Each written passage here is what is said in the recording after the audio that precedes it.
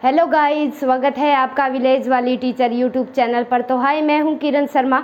कल हमने एक नया टॉपिक शुरुआत किया था, इंक्लूसिव एजुकेशन। कुछ हमने नॉर्मली चर्चा कर ली थी उसके बारे में। आई होप कल वाली वीडियो आपने देख ली होगी और आज हम इसका डिटेल में जानेंगे कि जो इंक्लूसिव एजुकेशन है उसका क्या पर्पज़ है और इसकी नीड हमें क्यों पड़ी। तो सबसे पहले कल वाली जो वीडियो है उसमें नॉर्मली चर्चा की थी। हमने कल 2 टर्म पढ़ी थी। ये जो टॉपिक है यहाँ से 5 नंबर के क्वेश्चन पूछे जाते हैं सीटेट में। इंक्लूसिव एजुकेशन और जो बैकवर्ड बच्चे हैं, वो जो किसी भी दृष्टि से, चाहे आर्थिक रूप से पिछड़े हैं या सामाजिक रूप से पिछड़े हैं या दिव्यांग जन है, तो वो अलग अलग जो पिछड़े बच्चे हैं, जो किसी भी कैटेगरी के पिछड़े बच्चे हैं, उनको एक ही विद्यालय में सभी का इंक्लूसन करके समावेशन करके सभी बच्चों को एक ही कक्ष में शिक्षा दी जाए। तो चलिए हम कुछ टॉपिक पर यहाँ चर्चा करते हैं। तो कल हमने जाना इंक्लूसिव एजुकेशन, ठीक है। इंक्लूसिव एजुकेशन क्या है, इंक्लूसिव एजुकेशन क्या है, इसके बारे में एक बार फिर से रिकैप करते हैं। एक होती है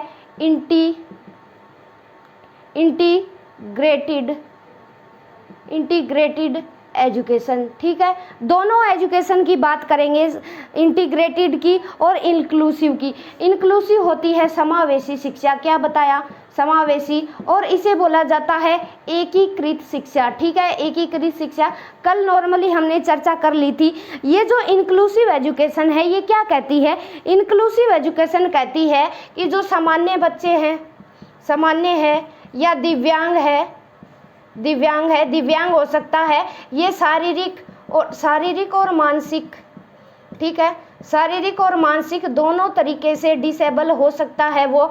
और जो हो गया सामान्य हो गया, दिव्यांग हो गया, और जो है गिफ्टेड बच्चा है, गिफ्टेड कह लीजिए या प्रतिभाशाली बच्चे हैं, इन सभी बच्चों को एक साथ एक ही कक्षा क्लासरूम में सभी का समावेशन करते हुए एजुकेशन दी जाए, ये बात करती है इंक्लूसिव एजुकेशन। जबकि इंटीग्रेटेड में ऑल स्टूडेंट शामिल तो होंगे, ऑल स्टूडेंट शामिल होंगे, लेकिन जो ये बच्चे हैं, एवरेज बच्चे की अलग नीड होती है, ठीक है। इंक्लूसिव एजुकेशन क्या मानती है, जो एवरेज बच्चा है उसकी नीड अलग है, सभी बच्चों की बेसिकली नीड अलग होती है। लेकिन जो हमारी ये इंक्लूसिव एजुकेशन है, ये बच्चे की नीड को ध्यान में रखते हुए, ठीक है, सिस्टम में चेंज करती है। इंक्लूसिव एजुकेशन किस चीज़ में चेंज करेगी, सिस्टम में चेंज करेगी कि बच्चे की क्या नीड है। यहाँ करिकुलम में भी चेंज किया जाता है, ठीक है, करिकुलम में चेंज किया जाता है ताकि जो बच्चा है, जो डिसेबल बच्चा है या जो बैकवर्ड बच्चा है, उसको मेन स्ट्रीम से जोड़ सके, यानी मुख्य धारा से जोड़ सके। मुख्य धारा होती है, मुख्य धारा मेन स्ट्रीम, ठीक है, याद रखेंगे, मेन स्ट्रीम होती है ये मुख्य धारा।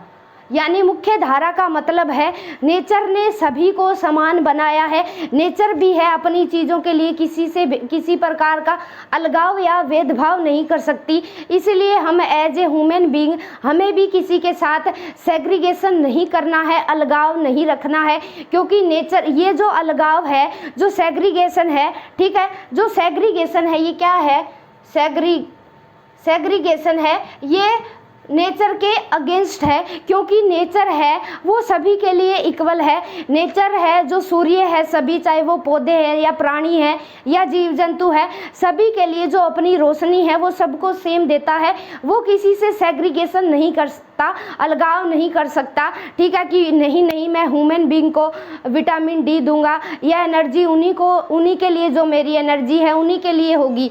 क्योंकि नेचर किसी के साथ सेग्रीगेशन नहीं कर सकती। और जो मून है, मून की जो लाइटिंग है, जो स्टार्स है, सारी चीज़ें जो नेचर की है वो सभी के लिए सेम है, इक्वली व्यवहार करती है, सबके लिए इक्वल है, चाहे वो लिविंग थिंग है या नॉन लिविंग थिंग है। तो जो हमारी नेचर है वो भी किसी के साथ सेग्रीगेशन नहीं करती। और यही बात कहना है हमारी इंक्लूसिव एजुकेशन का, चाहे वो एवरेज बच्चे हैं या गिफ्टेड है, प्रतिभाशाली है, या वो डिसेबल है, या वो मेंटली रूप से हो, चाहे शारीरिक रूप से। तो एज ए टीचर हमारा ये दायित्व है कि हम बच्चे की नीड को समझते हुए, उनकी आवश्यकताओं को समझते हुए हमारे करिकुलम में चेंज लाए और ऐसे टीचिंग लर्निंग स्टाइल क्रिएट करें जिससे हर बच्चे को हम मेन स्ट्रीम से जोड़ सके। तो एकीकृत शिक्षा के बारे में हमने नॉर्मली चर्चा की थी कल वाली वीडियो में। इसमें एकीकृत शिक्षा क्या है, ये ऑल कैटेगरी के स्टूडेंट को शामिल तो करती है, लेकिन ये उसके बच्चे के हिसाब से कोई चेंज नहीं करती। ठीक है, बच्चे के हिसाब से कोई चेंज नहीं करेगी, करिकुलम में चेंज नहीं करेगी, बच्चे की नीड को नहीं देखा जाएगा, यहाँ सिस्टम में भी चेंज नहीं आएगा। नो चेंज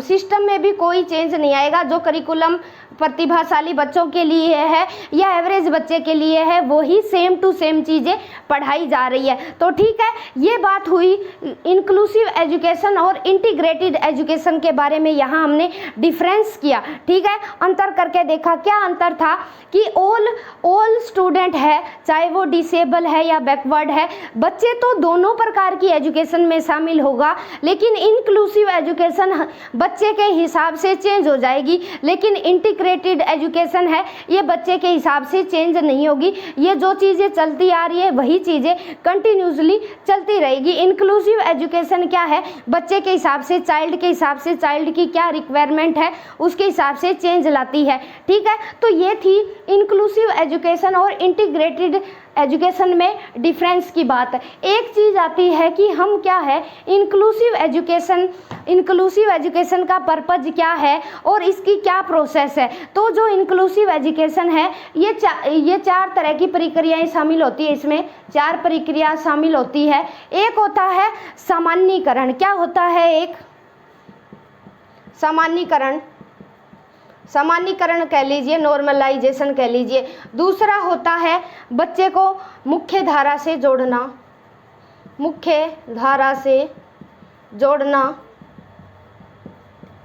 बच्चे को मुख्य धारा से जोड़ना। फिर आएगा तीसरे नंबर पर, सामान्यीकरण हो गया, मुख्य धारा से जोड़ना। फिर आएगा संस्था रहित शिक्षा। और नंबर 4 क्या है?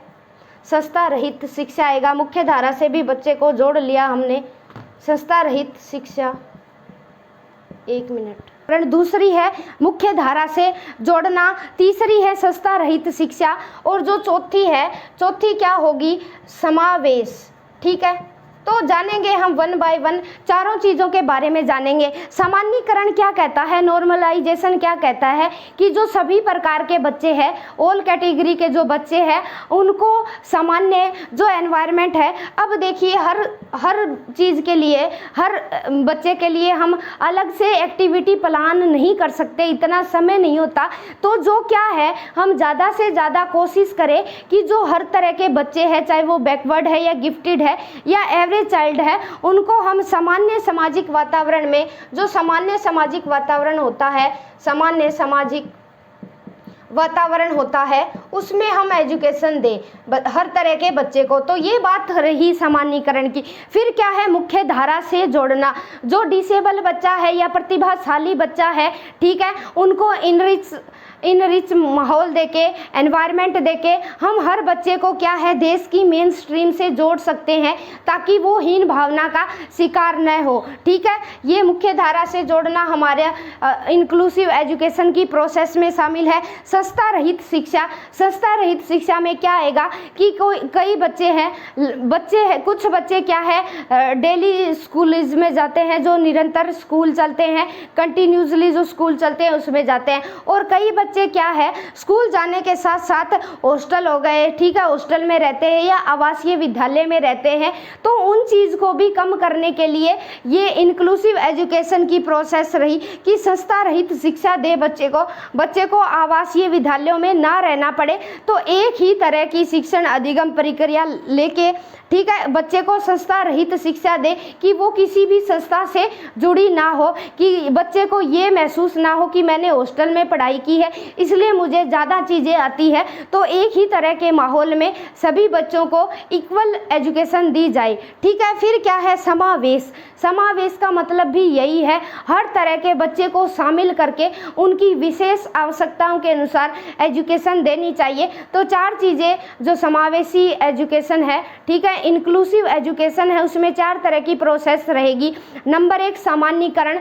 सामान्यीकरण किया जाता है सामान्य सामाजिक वातावरण में। ठीक है, कुछ बच्चों की अलग स्पेशल नीड के अनुसार चेंजेस लाके हम हर तरह के बच्चे को वहाँ शिक्षण अधिगम करवा सकते हैं। मुख्य धारा से भी जोड़ दिया इंक्लूसिव एजुकेशन, ताकि हर कोई भी बच्चा हीन भावना का शिकार ना हो, मेन स्ट्रीम से जुड़े और वो समाज के लिए और एक नागरिक अच्छा नागरिक होने के नाते देश के लिए कुछ कर पाए। फिर क्या है संस्था रहित शिक्षा। ठीक है, तो संस्था रहित शिक्षा पर बल देती है कि कोई भी स्पेशलाइज्ड नहीं है कि ये पर्टिकुलर संस्था से निकला है बच्चा उसी को ज़्यादा आएगा। ठीक है, संस्था से हटा के जो बच्चे को एक अच्छी एजुकेशन प्रोवाइड करवानी है ताकि वो हीन भावना का शिकार ना हो, किसी स्पेशल संस्था से जुड़ा हुआ न हो।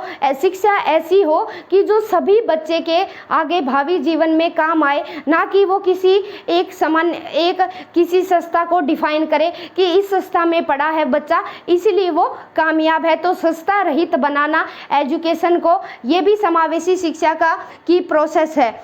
समावेश कर दिया एवरेज गिफ्टेड और प्रतिभाशाली जो बच्चे हैं, ठीक है, जो बैकवर्ड बच्चे हैं वो शारीरिक रूप से भी हो सकते हैं या मानसिक रूप से भी हो सकते हैं, उनको इकट्ठा करके, ठीक है, उनको ऐड करके अच्छे से एक ही कक्ष में हमने उनको बच्चों को एजुकेशन प्रोवाइड करवा दी। तो ये थे 4 प्रोसेस, समावेशी शिक्षा के 4 प्रोसेस है। ठीक है, ये लिख देती हूँ मैं, प्रोसेस ऑफ इंक्लूसिव एजुकेशन।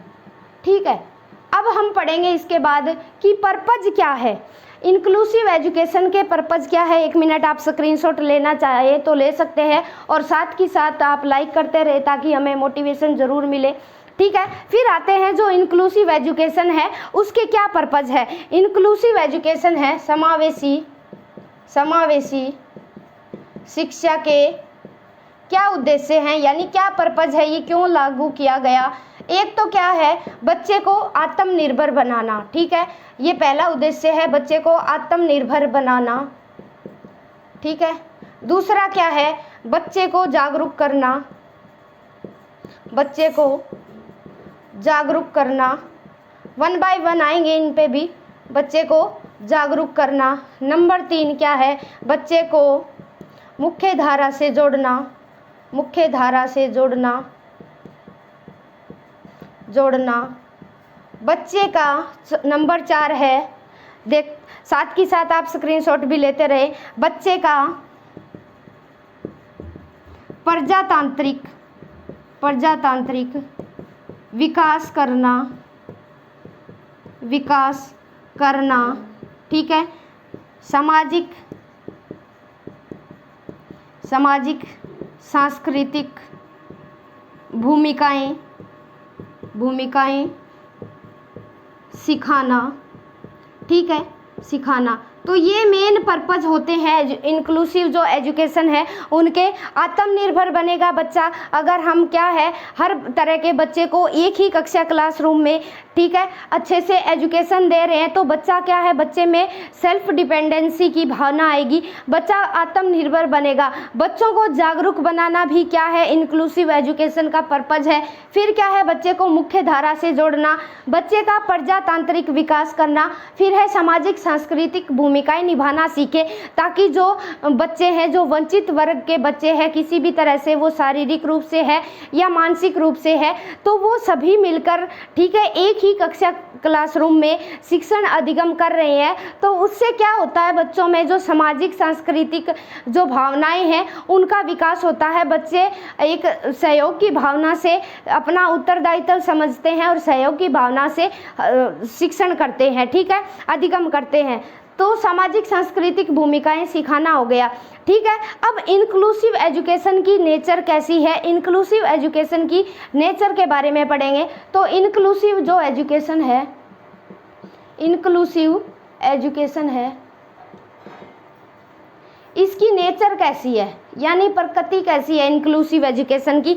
जो इंक्लूसिव एजुकेशन है उसकी नेचर ऐसी है कि वो किसी भी बच्चे से सेग्रीगेशन नहीं करती, अलगाववादी नीति नहीं अपनाती, ये किसी भी बच्चे को अलगाव नहीं करती, किसी भी बच्चे का अलगाव नहीं करती।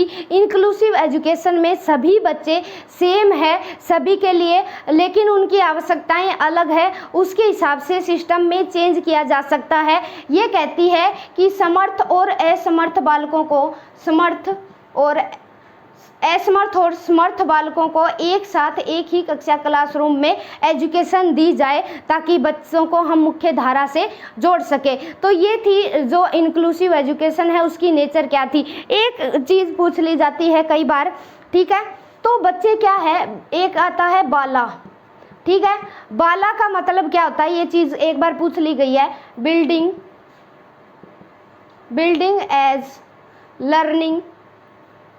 Learning aids. तो जो हमारी इंक्लूसिव एजुकेशन है ये क्या कहती है कि जो विकलांग नहीं कहेंगे, जो दिव्यांग बच्चे हैं, दिव्यांग बच्चे के लिए भी बिल्डिंग, हमारी जो स्कूल की बिल्डिंग है वो ऐसी होनी चाहिए ताकि वो बच्चा बिल्डिंग का भी लर्निंग एड्स के रूप में, जो अधिगम सामग्री के रूप में बच्चा उसका इस्तेमाल कर सके, तो ठीक है, वहाँ से भी सीख पाए, इसीलिए बोला गया है बाला बिल्डिंग एज लर्निंग एड्स, यानी बिल्डिंग को भी हम एज ए लर्निंग एड्स के रूप में इस्तेमाल कर सकते हैं। जैसे सरकारी स्कूल हो गए हमारे, जो सरकारी स्कूलों में है दीवारों पे लिखा होता है, कई कहानियाँ लिखी होती है, कई इमेजेस बनाए जाते हैं, तो हर तरह के खेलों के भी इमेज बनाए जाते हैं। और जो नीचे की दीवारें होती है वहाँ 2 फुट के एरिया में ब्लैक बोर्ड बनाया जाता है ताकि जो छोटे बच्चे हैं वो अपना जो लेखन कौशल है वहाँ अपने लेखन कौशल के ऊपर, ठीक है, काम कर सके। तो जो बिल्डिंग है, बिल्डिंग को भी हम एज ए लर्निंग एड्स के रूप में इस्तेमाल करते हैं। वहाँ नीचे की दीवारों पर बोर्ड बनाए जाते हैं, ब्लैक बोर्ड, ताकि बच्चे की राइटिंग स्किल सुधर सके। और ऊपर अलग अलग इमेजेस के माध्यम से वर्ल्ड मैप बनाया जाता है, इंडिया का मैप बना दिया, अलग अलग स्टेट का मैप बनाया जाता है, ताकि जो बच्चे की बिल्डिंग है, जो बच्चे का जो आसपास का जो एनवायरनमेंट है वहाँ भी बच्चा ऑब्जर्वेशन करके, लर्निंग बाय डूइंग करके सीख सके और अपनी बिल्डिंग को भी एक लर्निंग एड्स के रूप में इस्तेमाल कर सके। ठीक है, तो ये याद रखेंगे, कई बार ये चीज़ पूछ ली जाती है, बाला की फुल फॉर्म पूछ ली जाती है। और बाला का जो कंसेप्ट है ये इंक्लूसिव एजुकेशन में ही शामिल है। ठीक है, तो क्रिएटिव बच्चे हो गए, क्रिएटिव हो गए या गिफ्टेड हो गए, हर तरह के बच्चों को इंक्लूड करना ही इंक्लूसिव एजुकेशन का मकसद है। कोई भी बच्चा अलग नहीं है, ठीक है, किसी भी बच्चे का हम सेग्रीगेशन नहीं करेंगे एज ए टीचर, नहीं आप दिव्यांग है। कई बार क्या होता है, जो 70 से कम IQ के बच्चे होते हैं ना, ठीक है, जो 70 से कम बच्चे होते हैं, 70 से कम IQ होता है जिन बच्चों का, कितने से कम, 70 से कम जिनका IQ होता है, उन बच्चे को क्या है कि हमारी मजबूरी होती है, हम ना चाहते हुए भी उनके लिए अलग विद्यालय खोलने पड़ते हैं, क्योंकि उनके बच्चे को क्या है, जो हमारी जो सामान्य क्रियाएं हैं वो सिखाना भी हमारे लिए वहाँ एक नॉर्मल टीचर के लिए चैलेंज होता है। तो लेकिन कई कंडीशन में जो 70 से कम वाले बच्चे जिनका IQ होता है, जिन्हें हम बेसिक क्रियाएं ही बड़ी चैलेंज के अकॉर्डिंग सिखा सकते हैं, तो उन बच्चे को तो हम अलग रख सकते हैं। लेकिन ज़्यादातर कोशिश हमारी यही होनी चाहिए कि हम हर बच्चे को क्या है इंक्लूड करके सेम तरीक़ों से, ठीक है, अलग अलग तरीक़ों का यूज करके हर चीज़ सिखा पाए, ताकि वो भी अपना क्या है द बेस्ट दे पाए। 70 से कम वाले हैं जिनका IQ, जिन्हें बेसिक क्रियाएं सिखाना हमारे लिए पॉसिबल नहीं है, उनका हम सेग्रेशन कर सकते हैं, क्योंकि ये जड़ बुद्धि, ठीक है, जड़ बुद्धि या मूर्ख बुद्धि या अल्प बुद्धि बच्चे होते हैं, इन्हें बेसिक क्रियाएं भी हम मुश्किल से सिखा पाते हैं। ठीक है, तो ये चीज़ें थी। आज हमने पढ़ा इंटीग्रेटेड और इंक्लूसिव एजुकेशन में हमने डिफरेंस करके देखा। इंक्लूसिव एजुकेशन ऑल चाइल्ड को समावेशन करने के साथ साथ जो सिस्टम है उसमें चेंज लाती है, और जो विशेष आवश्यकताओं वाले बच्चे हैं उनके जो विशेष आवश्यकताओं वाले बच्चे हैं उनके हिसाब से अपने सिस्टम में चेंज लाती है, करिकुलम में चेंज लाती है। लेकिन जो इंटीग्रेटेड एजुकेशन है वो सिंपल क्या है, सभी बच्चों को शामिल तो कर लेगी, लेकिन क्या है, अलग अलग नीड वाले बच्चों की आवश्यकताएं पूरी नहीं करेगी। ये सिंपल सा एक कॉमन अंतर रहेगा इसमें, ठीक है। फिर हमने जाना समावेशी शिक्षा की प्रक्रिया में 4 प्रोसेस होते हैं। एक होता है सामान्यीकरण, दूसरा होता है संस्था रहित शिक्षा की शुरुआत करती है इंक्लूसिव एजुकेशन। फिर क्या है, बच्चे को मुख्य धारा से जोड़ा जाता है। फिर क्या है, हर बच्चे को समावेश कर दिया जाता है एक ही तरह के स्कूल में। फिर हमने पढ़ा समावेशी शिक्षा के क्या उद्देश्य है, ठीक है। बहुत सारे उद्देश्य हो सकते हैं और मेन उद्देश्य यही है कि कम से कम जो डिसेबल बच्चा है या जो बैकवर्ड बच्चा है उनको कम से कम हम इतनी चीज़ सिखा पाए ताकि वो सरवाइव कर सके अपने जीवन में, वो किसी भी एंगल से अपने आप को भिन्न ना समझे और हीन भावना का शिकार ना हो, वो भी बच्चा सरवाइव कर पाए। ये सबसे ज़्यादा मेन ऑब्जेक्टिव रहने वाला है समावेशी शिक्षा का। आत्मनिर्भर तो बनाएगी, ठीक है। कोई भी बच्चा अगर दिव्यांग है, उसका शारीरिक रूप से वो बच्चे में कोई कमी है, डिसेबल है, काम नहीं कर रहा, लेकिन हमने उसमें ऐसा कौशल क्रिएट कर दिया, बच्चे में ऐसी क्रिएटिविटी उत्पन्न कर दी जिससे बच्चा क्या है, किसी पर भी डिपेंड ना रहे, वो खुद की आजीविका कमा पाए, ठीक है। यही कहना है इंक्लूसिव एजुकेशन का, ठीक है। किसी भी तरह से ज़रूरी नहीं है कि जो बच्चा जो शारीरिक रूप से जो कमज़ोर है उसमें IQ की भी कमी पाई जाए। फॉर एग्जाम्पल, जैसे हेलन केलर का नाम सुना ही होगा आपने, हेलन केलर। तो इनके साथ क्या हुआ, जब ये 19 महीने की थी, तो इनके साथ कुछ ऐसी घटना घटी जिसकी वजह से इनको सुनना और बोलना दोनों चीज़ें बंद हो गई इनकी। ना तो ये जो हेलन केलर है ये सुन पाती थी और ना बोल पाती थी, लेकिन इन्होंने क्या किया, इनको ऐसा टीचर मिला और उन टीचर ने इनको इस ऐसे डायरेक्शन दी, उन्होंने अपने जीवन का पर्पस बना लिया कि उनको एज ए टीचर हेलन में उनको ऐसा लगा कि हाँ, ये लड़की में एक्स्ट्रा स्पार्कल है, ये दुनिया में कुछ भी कर सकती है, आगे जा सकती है। तो वो टीचर ने अपना ध्येय बनाया, जीवन का उद्देश्य बनाया। और जबकि हेलन केलर को क्या है, ना तो कुछ सुनाई देता था और ना कुछ वो बोल पाती थी, और लेकिन टीचर ने ऐसी डायरेक्शन दी जिससे हेलन केलर की पूरी तरह से ज़िंदगी बदल गई। और जब वो हेलन केलर ने जो पहला वर्ड बोला ये था वाटर, ठीक है। देखो, वाटर बोला इन्होंने, कि जबकि बोल नहीं पाती थी, पानी के बारे में बताया कि हाँ, अगर ऐसी चीज़ हमें दिखती है तो ये वाटर होती है। उन्होंने लिख के बताया, बोल तो पाती नहीं थी, लेकिन जो पहला वर्ड सीखा इन्होंने, हेलन केलर ने, तो वाटर सीखा।